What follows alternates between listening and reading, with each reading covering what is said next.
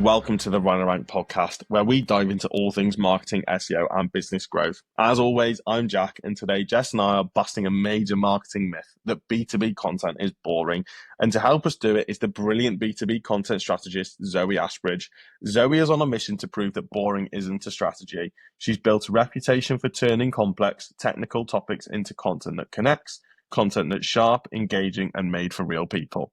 In this episode, we explore how to find the story in B2B, how to blend SEO with soul, and how link building and content can work hand in hand to drive real results. Zoe, welcome to the podcast. Hi, thanks for having me on, guys. I'm doing good, thank you. And how's everyone today? Yeah, not too bad, thank you. The sun's shining, so I can't complain.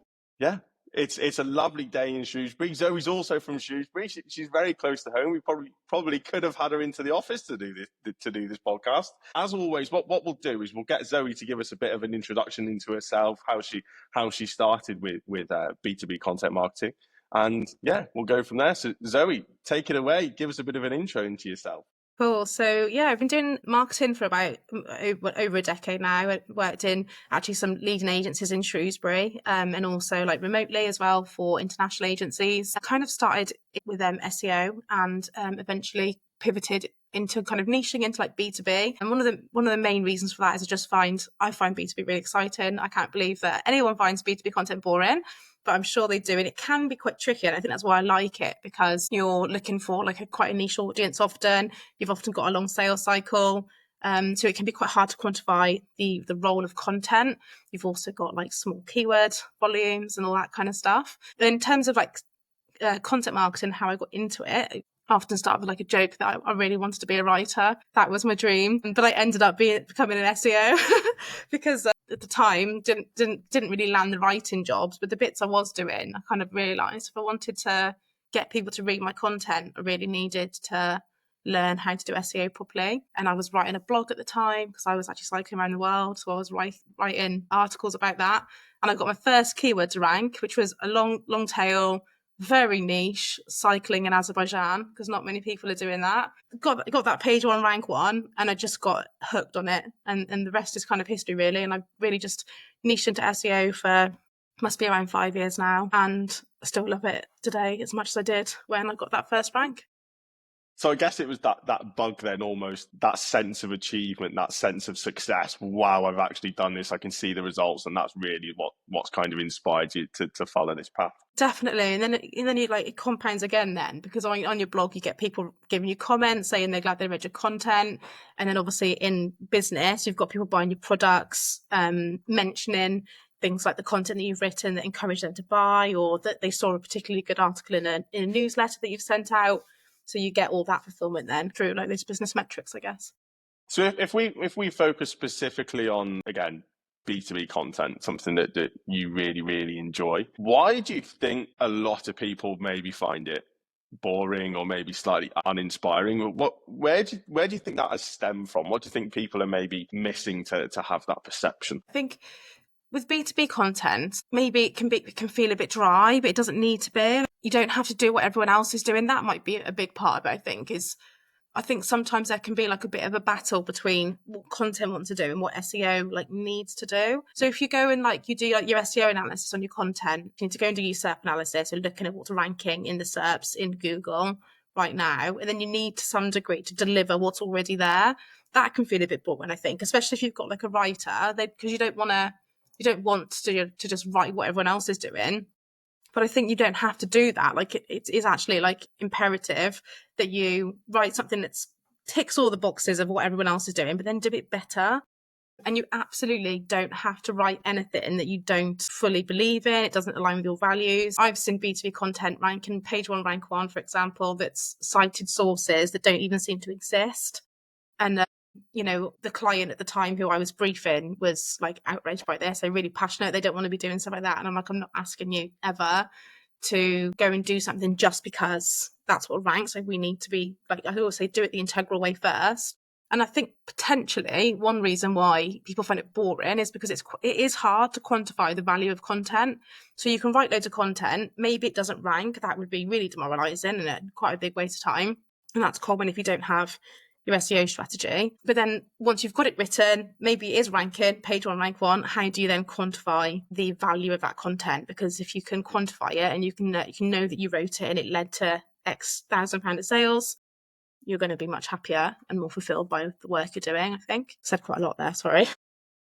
No, that's brilliant. I think that the point you touched on to begin with, that almost sense of creating content for the sake of creating content to completely match what your competitors are doing, that's probably why they do find it boring. They are just going with that assumption of, this is what my competitors are doing, this is what I have to do, so I've got to match that. Well, that is going to be boring. You're just writing exactly the same.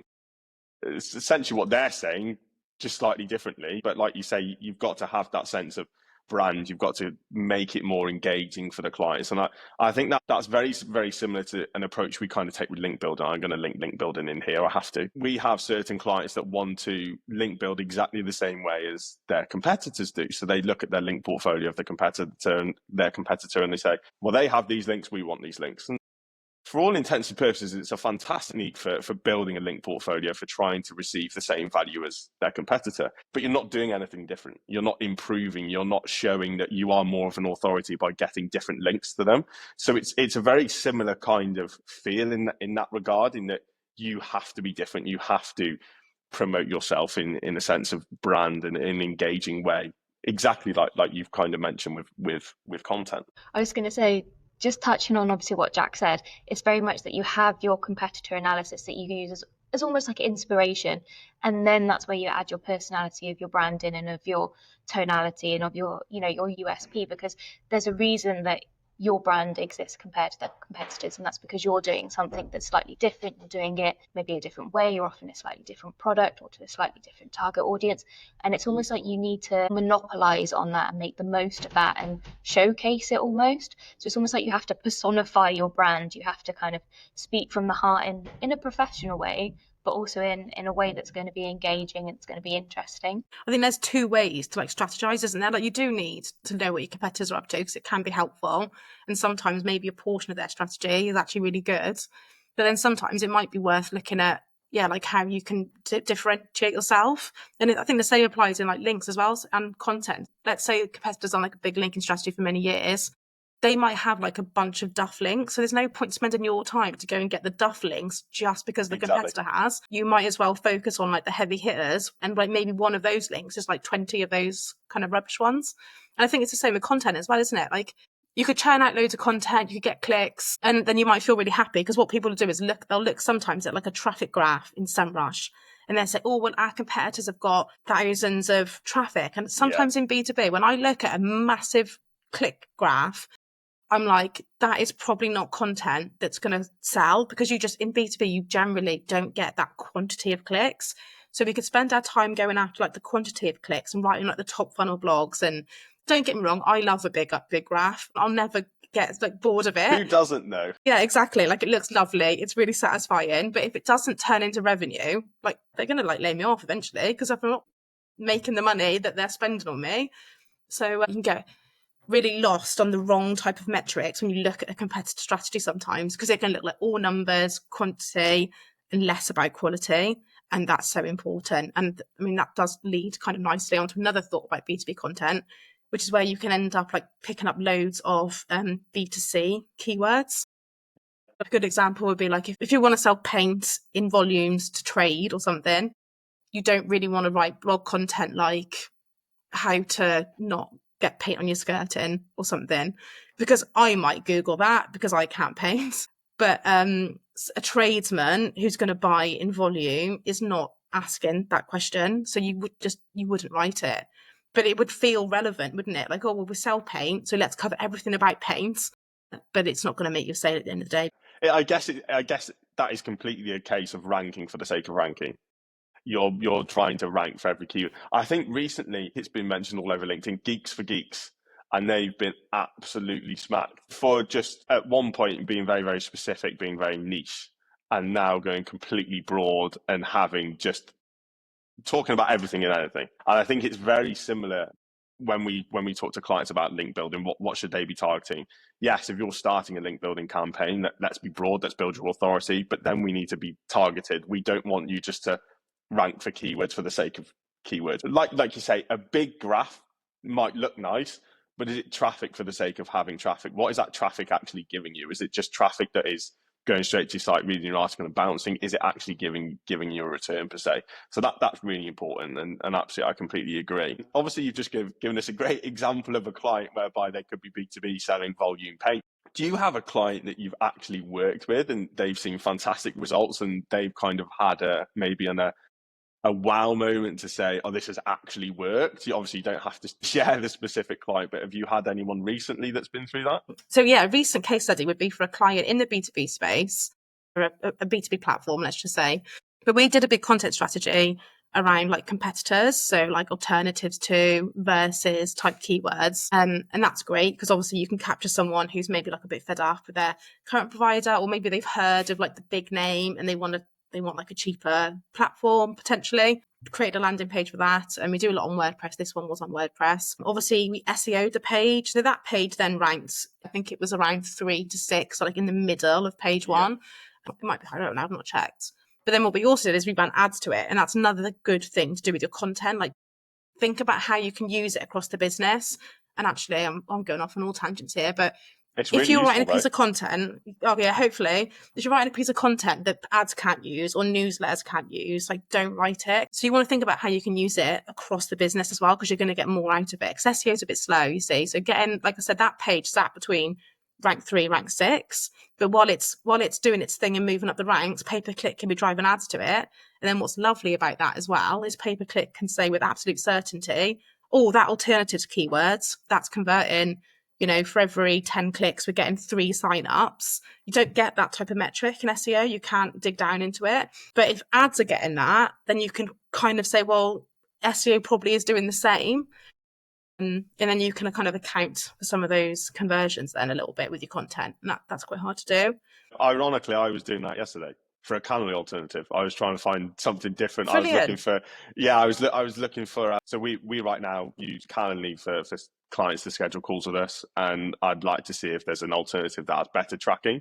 So the first thing I typed was Calendly alternatives, and what comes up, you get another tool that talks about its comparisons with Calendly. So it's a fantastic example because that's typically what you do. Like you say, if somebody gets fed up with a service, if somebody is looking for something very, very similar to what they've already got, but they need something a little bit extra, an alternative or a comparison or this versus this is absolutely crucial. So yeah, it's a brilliant example. And the fact you mentioned that and I'd done it yesterday, perfect. Yeah. It's funny, isn't it? And it's very like middle to bottom funnel because like you are ready to move, aren't you? You just really need to be persuaded that this alternative can do what you want it to. I think one thing that a lot of businesses don't do is that comparison, because also with like voice search, you're going to get a lot more of these long tail search terms. You're going to get more conversational questions being asked into Google and other search engines where people are like, I use this product, but I want an alternative that is better at X, Y, and Z. So I think those terms are definitely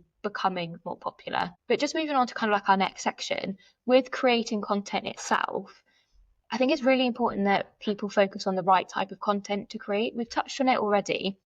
Sometimes they can get, too hyper focused on creating content that their competitors have that maybe isn't the right match. It's maybe not going to be driving the conversions they want or the targeted traffic they want. Because I think you see it a lot where you might try and target the same keyword topic as a competitor for a piece of content, but maybe their traffic is coming from a location where your audience isn't. If you're just a UK business and your competitors, I don't know, international, for example, their spikes in traffic could be coming from America, it could be coming from Southeast Asia. So it's making sure that you take that into consideration. But what types of content would you say are working really well in the B2B realm at the moment that are doing well at generating the high intent leads? I think what you just said there is like the key, is like the high intent leads. So there's 2 things I could say on this, I think. So the first one would be, I would think about like getting really niche into like what problems you're solving and for who.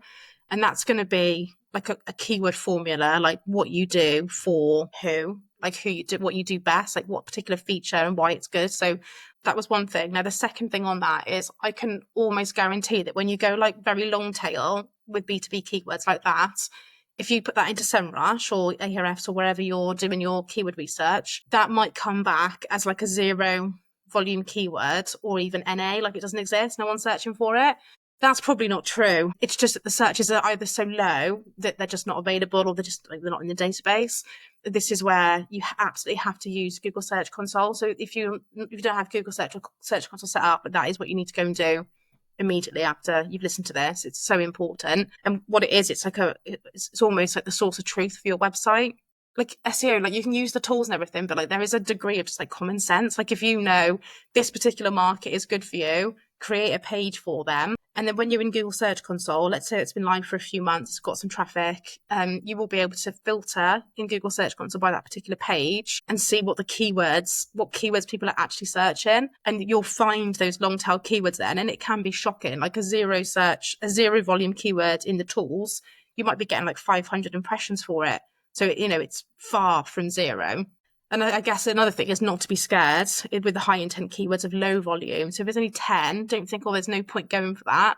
That's exactly what you go for. They know what their problem is, they know what they want, and they're ready to convert. So even though it's only 10 people, if you can get them through the door, it's 10 sales, isn't it?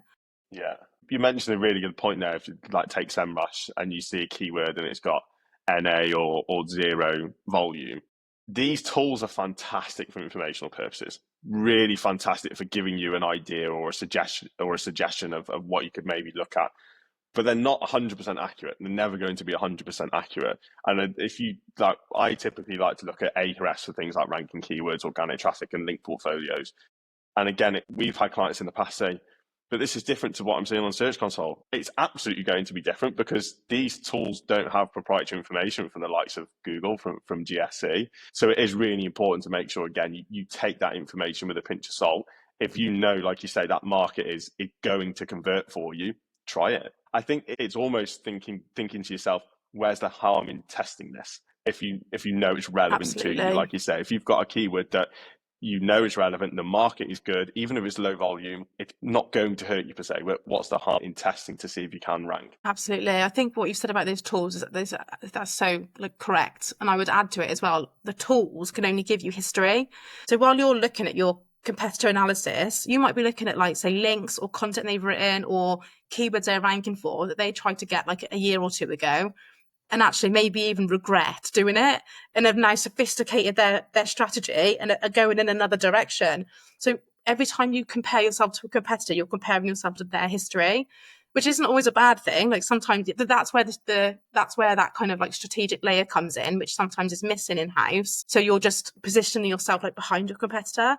Whereas what you want is someone who understands things perhaps a bit wider, have worked in other industries and other experiences with other clients, and are able to push you in the right direction with the right focus. Yeah, and I think SEO is all about taking those risks, isn't it? It's like there's always things that you can be testing. There's always new things that you could be looking at and trialing. And I think if you always do try and play it safe and almost follow behind your competitors, you're not going to be the business that ends up being your industry leader, because you're always going to be a few steps behind. So I think you're right in saying sometimes you do just have to bite the bullet, cross your fingers, hope for the best, and press publish and try something different. Obviously, do it with a layer of caution. If you're a paint company, for example, don't start talking about how to get paint out of your wedding dress and things like that, because that's not going to be quite as relevant. So make sure it is topical, and then it's meeting your target audience's kind of needs and hitting their pain points. But trial a different format, trial a different setup, and just see how it goes. Yeah, I completely agree.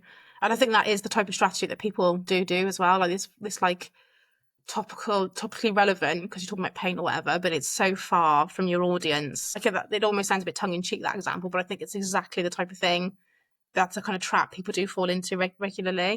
And yeah, taking risk is really important. And you've got to be careful. And I wouldn't do something on a gut feel. I'd always go and find data to support my decision. But you can undo things. Like I had a B2B website, actually worked on their landing page. This has happened to me once. I worked on their landing page, I improved it, so I thought, and I tagged it. It went from page 1 to page 3. I couldn't believe it. It's the first time it's ever happened. And even the client said, you've objectively improved the page, but the algorithm really didn't like it. That's the worst feeling in the world, isn't it? I've just plummeted my clients, one of their best pages. I feel awful. I'm now not sleeping. But we just reversed it. We just reversed it. We put the content back to where it was. It was objectively not as good, but it was on page 1. It's frustrating when you think you've improved it and then Google says, no, I prefer the other version. And that's the algorithm for you, isn't it, unfortunately? Yeah, it is. That doesn't happen often, to be honest. But I guess the takeaway is you can just reverse it. It's generally, if you do that, you will go back to where you were. So take the risk. Can we just circle back onto, creating content that does convert and what setups are working? I think I would say a popular trend, but maybe trend isn't the right word to use. So it's quite a popular strategy is that people use a lot of storytelling in their content now, and then they back it up with like statistics, either from their own research or from research that they've seen online or on LinkedIn or from polls that they've created from their newsletter. Do you find that those two strategies, so having the storytelling and the statistics, works in B2B as well as B2C?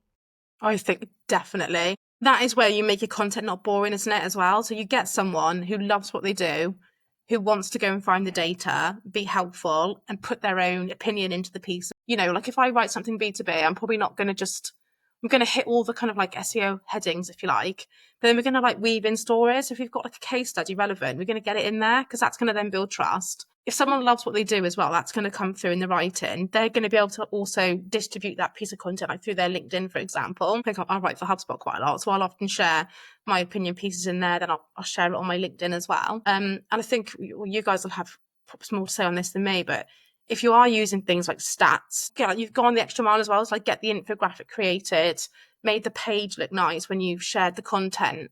You would naturally get some organic links just for like good and useful content, right? I think it's that sense of creating a linkable asset, isn't it? When you think about the industry of creating content that people want to link to. And it's from a link building perspective, if you think about a link as a whole, that link has to make sense. And this is something I've kind of touched on a lot recently. If you're building a link, it needs to not only make sense to you, but also to the reader, to the person reading the content, to what they're looking for, but also to Google. If Google can tell straight away that link clearly doesn't make sense, why is it there? They're likely ignoring it. So it absolutely has to make sense. And if you make something that is going to give value to what that person has looked for, is giving additional value to the article that it's linked in, fantastic. That's absolutely crucial from a linking perspective. Definitely. And like you do pick up naturally, like the amount of things I've linked to, like images, infographics, like from like HubSpot or even like GoDaddy, I've written for those. I will go to Google Images and type in the topic, and I'll look for an infographic that someone else has published, share it, link to it.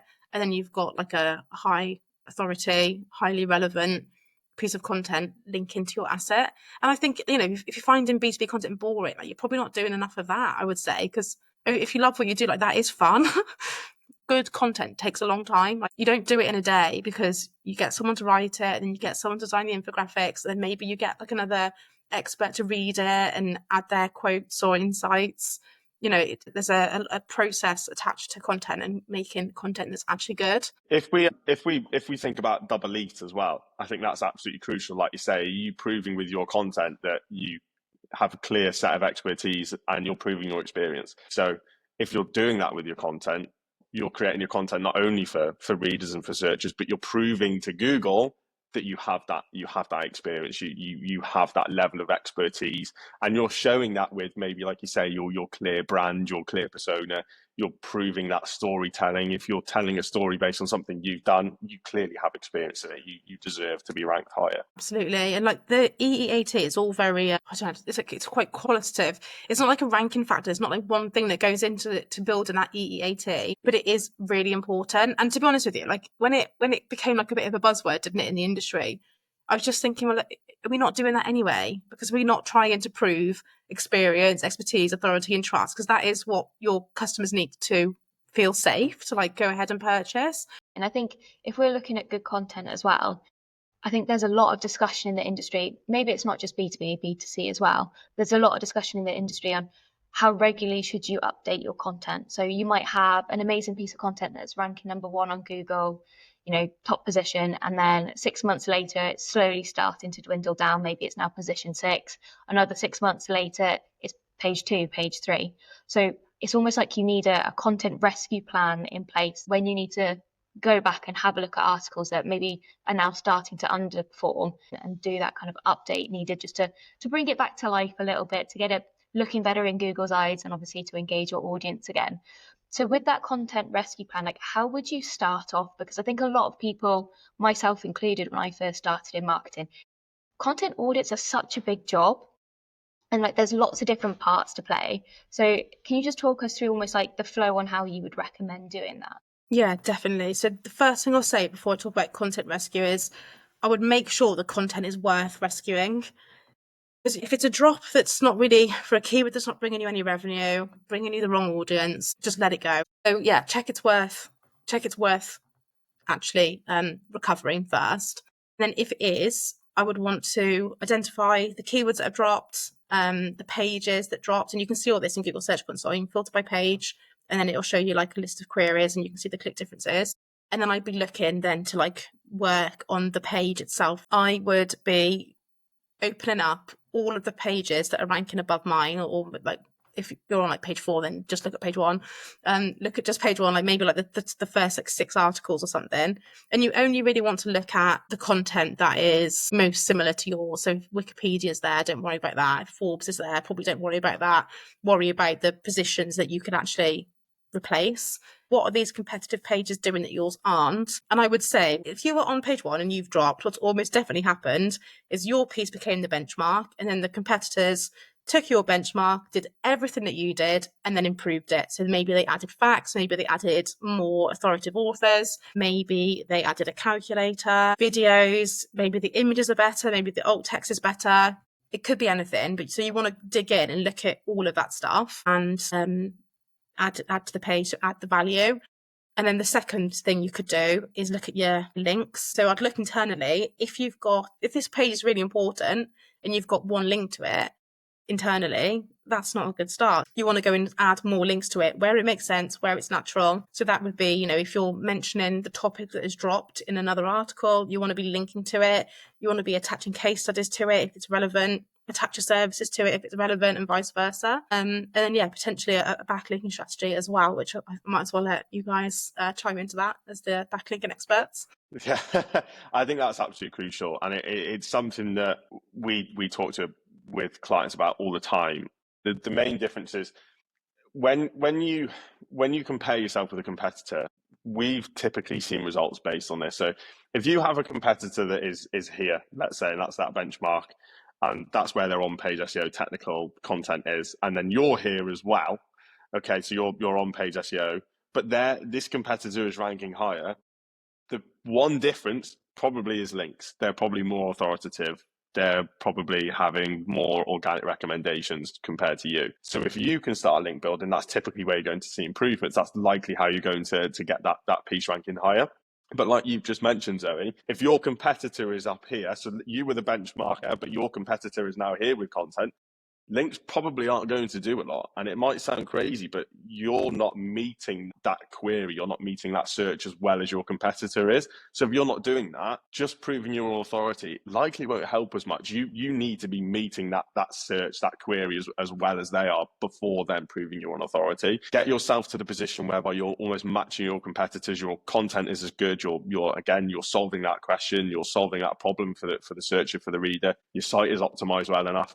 And then you're building links at the same time. That's that holistic approach. That's that, again, that double E. You're proving your experience. You're proving you're an expert. You're trustworthy, and you're building your authority. It's that, again, that holistic approach to get you ranking higher. That's very honest as well, I think. Yeah, I completely agree. I think sometimes people can think, we've dropped, backlinks is the answer. Like that's going to be like the silver bullet, isn't it? But like, it's not. Like you can't put tons of backlinks on a page and have rubbish content. Like that's not going to work. All of the things need to be working together at like the highest possible quality as well. Just touching on what Jack said as well, you don't just want to dump loads of high quality links on a page that is underperforming, because it's not going to look natural. Google's not going to look at that page and be like, yes, that's earned all of those links organically. It's probably going to think, well, something dodgy is going on here. I either need to look at it and maybe I will demote it further down the page rankings if I think something dodgy is going on, or I'm just going to ignore some of the links because I don't think that they're genuine. And that's something that we try really hard not to do. We always try and work with our clients to make sure everything is as organic as possible. Everything is as well earned as it should be. And I think that also goes in quite nicely to repurposing the content as well. So it's like, once you've got your high level content, once you've got your links that are being built at a rate and at a level which is appropriate, the next step is almost to kind of start repurposing that content so you can also naturally start ranking and getting those additional links. So when you are repurposing content, is there certain kind of formats that work well for B2B? Are there certain platforms that are really good to then republish on? I know LinkedIn is obviously quite a good one in the B2B world, whereas maybe like TikTok and Instagram aren't maybe where your target audience will be. Depends what you do. But what do you think? To be honest, it depends largely on where your audience is, as you just said. You can do so much of content. So a good example I've got for a client, actually, they do a lot of this type of thing, like podcasts, webinars. And one thing we've started doing is taking the video transcripts, putting it into something like ChatGPT, and like ask it to pull out quotes, articles, social media posts, that kind of thing, because it will like read the content, then deliver you like a bit of a content strategy. Now, I use the word content strategy very loosely there, because you're going to need to look at it and verify that actually that is even a keyword, or that is actually what Jack said, because it does take liberties a little bit. It's not the most accurate, and it like paraphrases quotes, which is really annoying because you want the exact quote. Like, I don't want to paraphrase something you said. I want to give the words that came out of your mouth. But it's really good for doing that. And then that way you're making the most of your content. That's almost like a natural update, isn't it? So you constantly got this opportunity to go and update old content. Yeah, cut podcast down into like bite-sized pieces for LinkedIn or any other social media platform. Content and e-newsletters, big time. And then, as I said earlier, really with the using ads and SEO, you can make one landing page suit both of those marketing tactics. Yeah, and then just like test, have a look what's working. If it's not working, stop doing it. But if it is working, like double down on it. Yeah, absolutely. It's almost like you've got to link the work that you're doing in content and on page to the work that you're doing in more like technical SEO, and then to PPC, and then to like your natural social presence that you're trying to create. They all have to be coherent, they all have to be consistent, and they all have to feel like you. Because I find like with some brands, sometimes you'll look at their website and you think you understand who they are and what they're doing. And then maybe you'll go to their social, or maybe you signed up to their newsletter, and suddenly you feel like you're speaking to somebody else. Although it might look the same, it might have the same branding, the messaging that they're putting out, or the tonality they're using, it doesn't have that same consistency. It almost feels like you're speaking to two completely different people from two completely different departments. I think people like to buy from people, not just from brands. So to build that personal rapport, you need to be able to come across as one solid voice.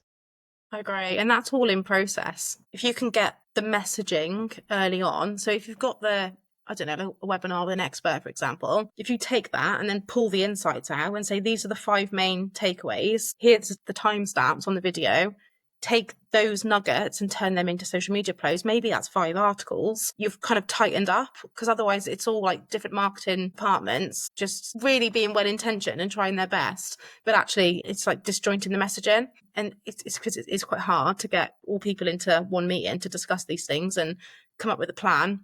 But if you can nail that process, it makes a world of difference. I think, to be honest, the promotion of content is absolutely crucial. Like you've mentioned, Zoe, I think one key thing that I've seen across the industry as a whole, and there's a company in the UK that I follow the founder or main director or CEO on LinkedIn, and his work is fantastic. I mentioned him quite a few times on the podcast we do, really rate his work. But he basically runs a PR firm. And if you're a brand that is established enough, that PR is fantastic. And obviously, if you can have that, like you mentioned earlier, Zoe, those infographics, if you've created a piece of content that is worth sharing, these high-level publishers like Forbes, Telegraph, BBC, Lad Bible, for example, they're going to want to share this information, and they're fantastic for those brand recommendations.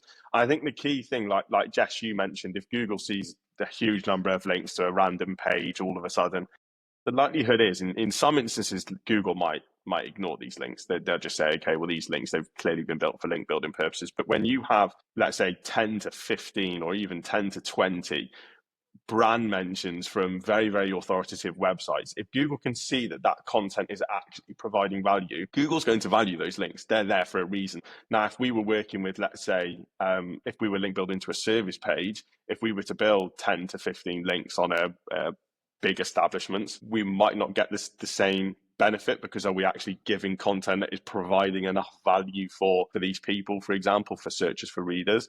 Whereas if we use our typical link building method of manual outreach, having them as organic recommendations in articles, it's a fantastic way to promote that content, to promote that piece of information. So it's really important to adjust how you promote depending on the piece that you're promoting, I feel. Yeah, that just makes complete sense. And that's always the harder bit though, isn't it? Because it takes time.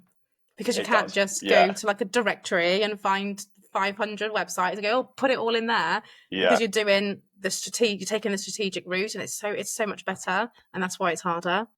Yeah, and just touching on time as well, I feel for a lot of businesses, especially like the smaller businesses, they don't necessarily have as much time to hand as the larger corporations. They're not going to have a 10, 20 man marketing team. They might just be, themselves trying to do it all at once. And if that's the case, all of this content marketing and the SEO and the PPC, it's a lot to put on one person's shoulders. So I think that's probably one of the challenges in the B2B market. And in that case, if they were stuck between pillar and post, if it was, do I need to be creating new content on a consistent and regular basis with new keywords and new topics, or do I need to be rescuing my old content that used to do really well, that used to bring me leads and is now kind of dipping a little bit? Which one should they be focusing on? I know it's quite a difficult question because it'll be quite subjective, but I think that's probably one of the big difficulties at the moment for a lot of business owners. I think it's hard to answer because there's so many variables. Because if the current content was really good, then you might want to get back into that. But if the current content is not that great, you want to probably be looking at creating new content. But I would say there is one hard and fast rule when you are limited by budgets and you don't have a big team, is absolutely to double down on quality and longer articles. That is the beauty though of a small business, actually, generally, is you have access to like the experts in your company. So like if your sales team is sat, literally on the chair next to you, marketing, you could just turn to them and get the expertise. Whereas in a big organization, that can be quite difficult. And there can be lots of barriers as well.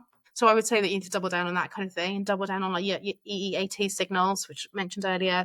Yeah, quality over quantity. Because you can't beat a big company with a quantity because they've just got more budget. They've probably got money to throw away as well, to be honest. They're probably wasting budget, not even realising it, even on content, because they're just doing everything because they can. You can kind of win out on quality and strategy, I think. It's that doing something for the sake of doing something. Are you link building for the sake of link building? Are you just adding new content for the sake of adding new content? If you're looking at old content or publishing new content, well, we at Rhino Rank, we love old content. That's where we build links, typically with our curated links, and the main reason for that is Google loves updated content. If you're going back to existing articles and you're providing more value, you're updating your existing content to give a fresh new take, that's great. That's going to give value to searchers. And I think, again, it's that whole sense of not doing something for the sake of doing something. If you've got an existing article that ranks for a keyword, but you want to rank for a similar keyword, again, I guess you also have to consider intent at that point. Does that current article that's targeted towards a specific keyword match the intent of the new keyword you want to rank for? So in that instance, would you create a new article? Would you just update the old one so you've got two different intents? What would you do in that instance? I guess that's a good question, really. What would you do if you've got similar keywords but they have different intents for what you want people to do? Yeah. So that's a good question, actually. So that happens a lot. So what you need to do before you create any content is I just manually Google the keyword, like put it into Google in the country that you want to target and have a look at what's ranking. And it can be really surprising sometimes, like how Google understands a keyword. So how Google understands a keyword is going to influence massively whether or not you rank for it. I wrote an article about it in Moz years ago, and I don't think this article is still true today because I think that Google just got a bit smarter. Yeah. But for example, if you searched what is knitting in the history of knitting, I was into knitting then, you'll see that there is only one set of results. So roughly the same 6 to 10 websites are ranking on page 1. So that tells you that those two keywords should be used on the same article. Now, if you search what is knitting and history of knitting and you had 10 articles on history, 10 articles on the what is component, that would suggest that you need to create 2 separate articles for those keywords. So yeah, it very much depends on how Google understands it. You need to Google it and see what's ranking to help you determine how to use your keywords. And that's how you meet search intent. Funny enough, we've got a client who I won't go into names, and they specifically offer things along the lines of Invisalign, and they've got a separate page for an Invisalign services page, and then a separate almost article related to the cost of Invisalign. And again, it's matching that intent to what somebody's looking for. For cost, they're just looking for information. They're not looking to purchase. Whereas if you've got an Invisalign services page and it's related to I want Invisalign, well, they're looking for that service. You'll probably include the cost on that page, but you'll go more into detail on what is the actual cost, why does it cost this much, what do you get for your money. And I guess it's matching that intent of the keyword. I know we've gone off on a really good tangent here, but do we update an existing piece? Or do we create a new piece? And again, that intent is really important. Yeah, absolutely. That's really important. That's a good example as well. And when you do that SERP analysis to see what keyword to use it on, you'll get an indicator of the page as well. So if it's like 10 service pages, put it on your service page. If it's 10 blogs, put it in blog. With B2B services, you can often write about the same thing many times because people use different keywords to describe the same thing, and sometimes Google doesn't realize it's the same. It's almost like having link building agency and backlink company. So it's like they are the same thing. They both do the same products, the same services, but Google might view them as completely separate. I've seen that in a lot of industries as well, where you maybe just have like a slightly different name for a product and a slightly different name for like a company, agency, service provider, and then suddenly the SERPs are completely different, who's showing is completely different. So it's making sure that you're targeting and getting that search intent through. Yeah, exactly. That's exactly right. When there's nuance in the keywords, search it and see if you can get away with doing 2 pages or not. And it's easy to create it as well, because essentially the content is the same almost. Don't write the same. You need to take it and edit it. But you could almost do like a Control and F for link building agency and put in backlink company, and have 2 pages that you've just created basically from like one template. This has been fantastic. We've talked about lots of different things. Let's try and get some tips from you, Zoe. So the first kind of question we've got is, if you're a business and you want to keep your content strategy fresh and relevant over, let's say, a prolonged period of time, maybe over the next 12 months, over the next 24 months, how can you do that? How can you keep your content strategy fresh and relevant to the services you're providing, relevant to what people are looking for? How would you go about doing that? I think having a good process, you'll naturally update your content if you're paying attention to what your company is putting out. Like if you're genuinely like a good company, like you're on fire, you love what you do, you've got really good people in the business, you'll just sat on so much information. And what will happen is it will get shared. Like if you know a podcast has gone out and you've got a blog on it from a year ago, you can then go and improve that blog because you can weave in all the insights. I think that's a big part of it.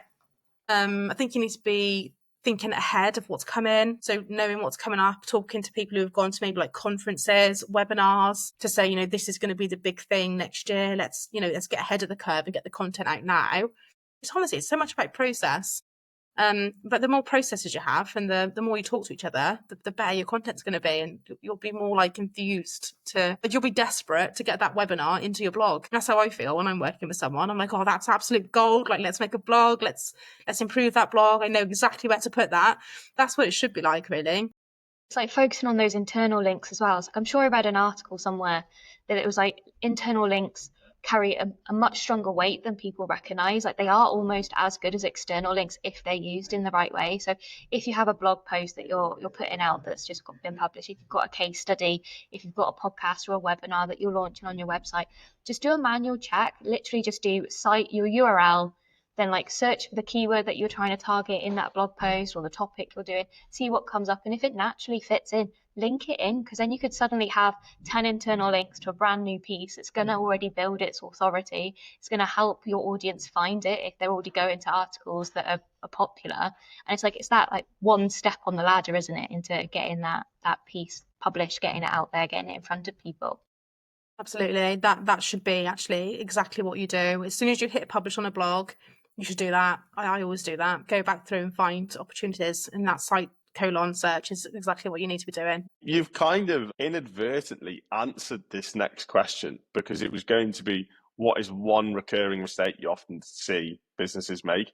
And you've kind of answered it by answering the first question and saying what should you do, because you've mentioned processes, you've kind of mentioned communication, and I imagine that's what you see quite often, is that lack of communication between teams. Are you internally linking from other articles? Are you updating existing article? Would you say that is the main mistake you see, that lack of communication, or that lack of process? I reckon it's the top two. So that one for sure. And then I think the second one would be like overwriting. So like things like taking FAQs and writing a blog per FAQ. So missing search intent, I guess, is the next one. But yeah, process is massive. Like I just write a checklist. Like I have a checklist, and which I tweak depending on who I'm working with, because everyone has slightly different processes. And I break it down to the most nuanced step, like add a title tag. Like hopefully no one's putting things live without adding the title tag, but if it's on the checklist, it's never going to be forgotten, is it? And then I include what you said, Jess, which about once it's live, go back through articles and internally link, submit it to Google Search Console. Like every single step is detailed in the checklist. I think you saying as well, submitting the URL to Google's index in Google Search Console, that's a step that I think not many business owners might necessarily be doing, because they probably think, oh, it'll get indexed anyway, it'll start to show soon enough. But you can actually almost like push it forward and do everything that you can do to make sure that Google picks it up quickly. Yeah, and just going back onto another mistake I see quite often, it's keyword stuffing. It's like some people can be so keen to try and, get their piece of content ranking higher, or if it's dropped, almost the first thing to do is write Control F, where is that keyword actually in the content? Oh, it's only in twice. Let me change it to 8 times. Let me make sure it's in the title tag and the alt tags of images. And sometimes you end up doing too much. You end up overcompensating because you're just so determined and so passionate about what you're doing, and you know that the piece is good, so you want to almost like force it out there, and sometimes it just does not work that way. No, you've got to be really careful with that. It's a tricky one, because like I would say generally, like in 80% of cases, you don't really need to like be counting keywords, and if you've got a good writer who knows the subject, you'll do it naturally. Your keywords and like your entities, they don't have to be within the page content. So like if you feel like you've already said your keyword enough, you might be able to put it into alt text or schema. Like it doesn't have to be all on your page. You can get quite sophisticated with where you're placing those keywords. Because like, yeah, the tools might say like, oh, you need to say it 50 more times. It's like, well, that is completely unnatural. Do it without that first, and you can always come back to it, and then you can build those keywords in more strategically. I was just going to say, it's like you saying using your keyword outside of your page content. It's exactly what you can do with link building, whether it's internal links or external links. If, yes, if your keyword is quite natural, it's very, conversational. So for example, if you're searching for, I don't know, when's the right time to build backlinks? How many backlinks should my website have? Something like that. You can use those keywords as your anchor text in link building. And I'm sure Jack can offer a lot more insight into the examples and probably give some better ones than I just did. But that's also a really good and organic way to build that authority for that keyword without maybe doing too much of the keyword stuffing on your own content, or without trying to like do anything that looks forced. Yeah, I think from a link building perspective, what I was going to mention was, again, everything has to have a purpose. And like you mentioned, Zoe, yes, in an ideal world, if we could just go and build really high authority links, that would be absolutely wonderful. That's what everybody wants. And you'll often see people online writing articles, you should only build DA 50 plus links. But does it actually make sense? If you have a website, you don't really have a link portfolio, you've been around for 15 years, and let's say your DR is 10, is Google really going to expect all of your links to be coming from DA 50 plus websites? Is that actually going to look organic? Probably not. Probably not. You're not going to have all of these organic recommendations from these types of sites. The key thing is to be diversified. The key thing is to have a mixture of different types of sites linking to you from different places that have different levels of authority. They might be relatively small websites that talk very niche about one specific topic. They might be very high authority websites that are the likes of Forbes, Telegraph, Independent, things along that line. But it's really important to be organic and to be diversified. Don't just go with building high authority sites, even if that's what somebody is telling you. Make sure you're organic in that sense. Now, if you're a large e-commerce website, your DA or your DR is 75, well, the likelihood is you're going to need those higher authority sites because you want that push, you want that added value. That's where you need to build your authority. So in that instance, it absolutely works. But for those lower authority sites, just building those high authority likely it's probably not going to give you what you're expecting. It's probably not going to give you that expected return, because you need that diversified approach. And Jess started to mention as well there with keywords with anchor text. Now, it's a fantastic way for targeting specific keywords. We recommend not doing it in a large percentage, purely because, again, we want the links to look as natural as possible. So for us, we would typically use the brand name as an anchor text, and we typically link to the homepage. Now, if you look at I guess a targeted approach for a link building campaign, again, we would use a percentage of homepage, so the brand names and anchor text. We then use what we typically classify as a partial anchor text. So if we take the keywords best blenders, for example, so you're an affiliate site and you're trying to rank for the best blenders, we wouldn't use best blenders, or we wouldn't recommend using best blenders as a large percentage. And the main reason for that is Google doesn't need to see it. Google, as we all know, is really, really intelligent at understanding content. So for us, it's really important to make sure we're not over-optimizing links. We want them, again, to appear as organic recommendations. We want them to appear as a vote of confidence, per se. But in some instances, yes, you can be a little bit cheeky and use that exact keyword. But again, we typically find 5% is more than enough. Obviously, if you look at something like Google's webmaster guidelines, they say don't use exact keywords, don't use things like click here, learn more, visit this site, because they want that anchor text to provide value to the content. From that point, absolutely, you can target specific keywords using partial anchor text or provide that organic recommendation. Another point on that, I'm going off on a bit of a tangent here, but from a link building perspective, don't worry too much about that keyword, because what you have to remind yourself is you're link building to a page, you're not link building to a keyword. So when you're link building to an article that is providing value, think about the value you're providing with that article, not about the keyword you want to rank for, because it's the article you want to rank higher. And if it ranks for 15 keywords, well, you can't target all 15 keywords with one anchor text. So create an anchor text that is relevant to that article. So if it's an article to do with lawn care maintenance, the anchor text might be something along the lines of how best to keep your grass green. So again, you're giving that almost hint, that suggestion to Google as to what the link is about, what the linked article is about, without directly saying, I want to rank for how to keep your grass green. So that's really important. And again, that's kind of linked to promoting your article as well, and promoting that content. Sorry, I've gone off on a really big tangent now, and I do apologize, but I hope that's helped. Very much. I actually took a couple of notes, like I've got to come back and add to that. What you just said then about like the anchor text, like I think that was all like brilliant, and I can actually add a bit of value to it as well from a content side of it. Like, yeah, you absolutely don't want to be just like hammering your pages with like your target keywords. So like if I wanted to like SEO agency, I'm not going to go and build like 500 links with that exact match anchor text. That's going to look so spammy. And if you don't think that Google can't spot it, because even SEMrush can spot it.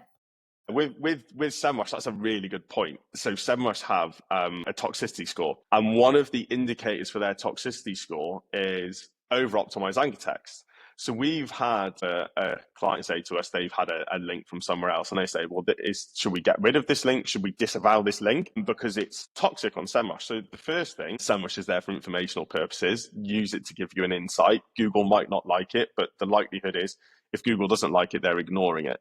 But the other thing is, look at what is actually indicating that toxicity score if you're using SEMrush. So the first thing to do is the anchor text over optimized? So if you're an SEO agency and you've used SEO agency, the likelihood is it is because of that reason. So can you adjust that anchor text to be more natural? Can it be a brand name? So again, you're giving that suggestion, you're creating something relevant as to what you want the link to be about, as to what the article is about, without directly saying, go and look at this SEO agency. You can also look at, and I know Ahrefs has this because we use this for clients, you can look at your actual anchor text portfolio. And this is really, really useful from a linking perspective.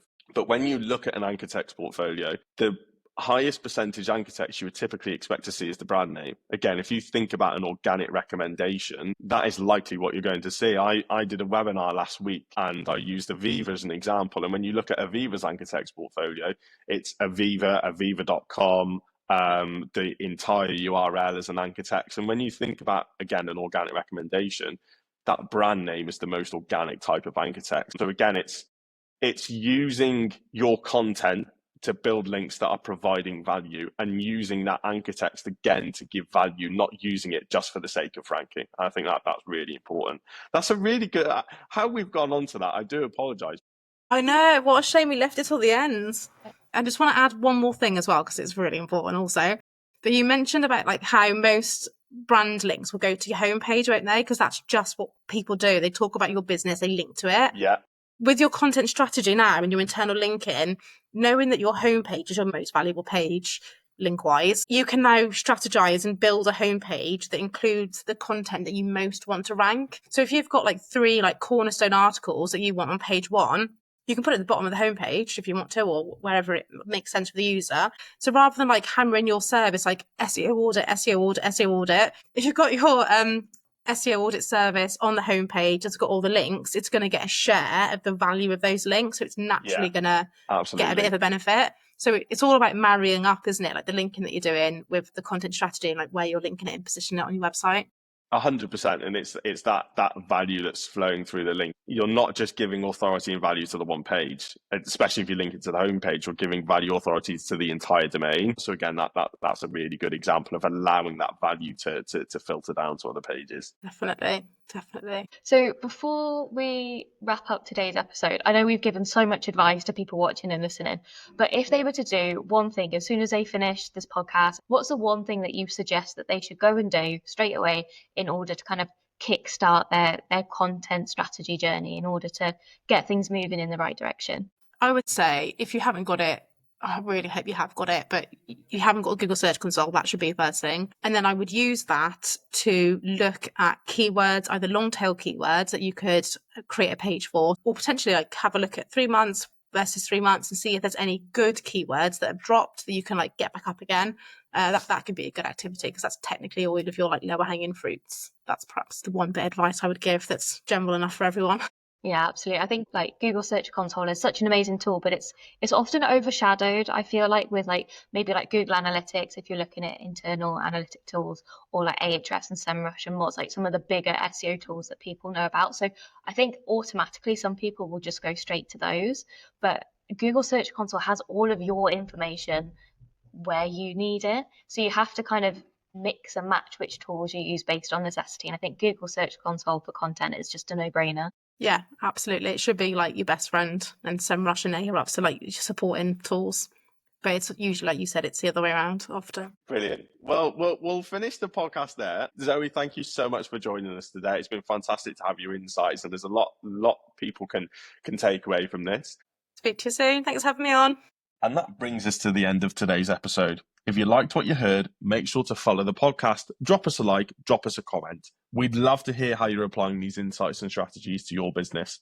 We've got more brilliant guests lined up, so stay tuned for the next episode. Until then, this is Jack and Jess signing off. Thanks for listening, and we'll catch you next time.